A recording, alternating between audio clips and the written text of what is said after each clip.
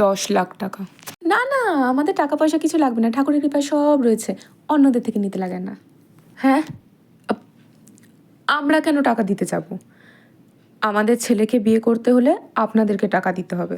হ্যাঁ, আপনার ছেলের দাম মাত্র 10 লাখ টাকা। তা আপনার বাড়ির বাকি ছেলেদের দাম কীরকম?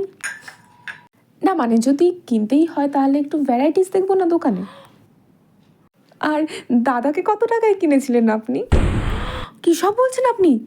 আমার ছেলে সরকারি চাকরি করে, তো সেই হিসেব করলে তো আমার মেয়েকে যা সুন্দর দেখতে, যা গুণ আর যা চাকরি করে, আমাদের আরও বেশি টাকা নেওয়া উচিত। কিন্তু এইসব মানুষ বিক্রির মতন ইল্লিগাল কাজকর্ম আমরা করি না আসলে। দেখুন, আপনি কিন্তু এরকম বলতে পারেন না। আমার ছেলের জন্য কত ভালো ভালো বাড়ি থেকে সম্বন্ধ এসেছিল। 40 লাখ পর্যন্ত দেবে বলেছেন একজন, ঠিক আছে? বাহ, এরকম একটা ছেলে আর এরকম একটা ফ্যামিলির জন্য কেউ যে 40 লাখ টাকা দেবে বলেছে, তো বিশাল ব্যাপার, ভালো ডিল, ফাইনাল করেই ফেলুন। বেশি ভাববেন না, বিক্রি করে দিন।